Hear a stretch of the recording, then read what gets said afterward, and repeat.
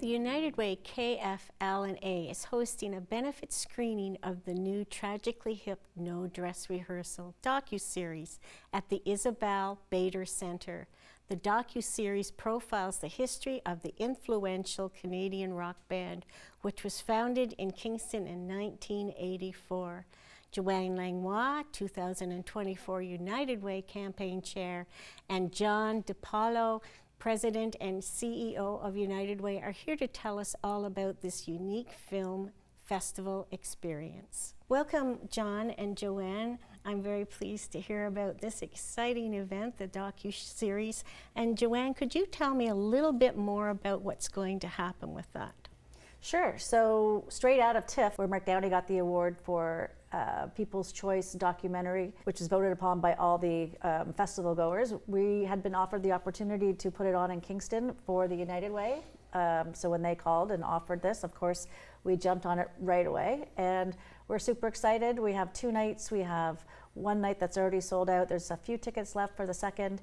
And we're also going to be able to offer an experience that nobody at TIFF or any other film festival in the season has been able to experience, and that's a live Q&A with moderated by Bill Wilichka, with Jake Gold, executive producer, and Paul Langlois, Gord Sinclair, and Rob Baker of the band. And then there's something else available for people to donate to. Again, the generosity of the HIP, we are able to offer this beautiful coffee table book for a donation of $100 or more, and you get this coffee table book that is worth almost $70, and I just received it, and it looks like it's going to be quite the read. You mentioned that besides the Q&A, there's something else that they're able to do? Certainly. So when we were looking to recreate a film festival experience in Kingston, we knew we had the job was cut out for us, having them come from TIFF and going to the Vancouver Film Festival this weekend. And so we were just trying to come up with something that would make Kingston stand out. So we've been working in partnership with Tourism Kingston, and they have created a sign that we will debut at the Isabel October 1st and 2nd, where you can be the eye in the hip. It's very much like the You're the Eye in Kingston down at Confederation Basin. It is going to be relocated permanently in front of Slush Puppy Place. It's 28 feet long, it's 1,000 pounds, and it's created by DK Design, or DK Infrastructure, I think was the one that created the piece.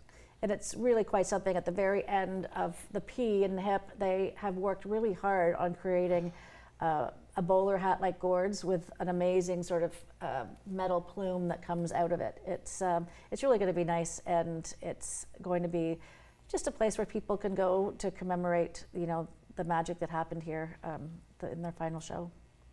John, what does that tell you about the community members when they have grabbed all the tickets for the first show and you've offered a second show? What does that tell you about it? Yeah, I think we're very blessed to have a generous community, and obviously the band and all the families are incredibly generous for putting this on. This was an idea that they came up with and wanted to give back to the community, as they always have done. So we were thrilled, and obviously Joanne is our leader of our 2024 campaign. It was a great fit. So we were thrilled that the community stepped forward, and like Joanne said, we've got a sold out show for night 1 and a handful of tickets available for night 2, but it's going to be a really unique experience for people to be able to literally walk the red carpet and feel like they're a part of a really unique film experience. Some people are still not aware of exactly what the United Way does in the community. Can you tell me a little bit more of what happens with all those funds that are raised? Yeah, absolutely. So it's, I always say the United Way is a bit of a blessing and a curse, because people recognize our logo. It's a fairly recognizable logo, but when you ask somebody in a pinch what the United Way does, they may struggle to actually say what the United Way does. But we're a community impact organization, so we don't do anything alone. We work with 32 different partner agencies and over 50 other agencies as well. And we fund a wide range of programs and services from children and youth all the way up to seniors or people that are suffering from mental health or addiction issues, and dealing with real complex issues like homelessness and food insecurity. So the needs, sadly, are growing in our community, but with events like this, hopefully we can continue to raise more money to help support the most vulnerable people in our community. And what is our goal this year? 3.95 million is Joanne's goal this year. No pressure.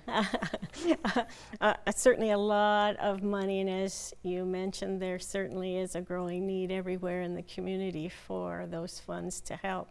Absolutely. So let's go back to the series, and let's just talk about how excited everybody is about it. And what are you hearing from community members besides the fact they're buying tickets? I'm hearing from a lot of people just their different approaches to coming into the event, because the documentary is currently available on Amazon Prime, but some people are wanting to make sure that they see it before, some people want to wait and see it for the first time there. We're just showing the first 2 episodes because it's a Tuesday night and Wednesday night, and we thought maybe 4 hours was a bit long. But our hope is that they watch the 2, go back and watch 3 and 4. And I even had that same dilemma, and I dug deep and watched it for the first time on Sunday. And I'm very glad that I didn't watch it for the first time with a few hundred other people. Well, I want to thank you both for coming in and speaking to us about this fantastic event. Thank you, John and Joanne, for joining me. Thanks for having us, April. Appreciate You're it. welcome.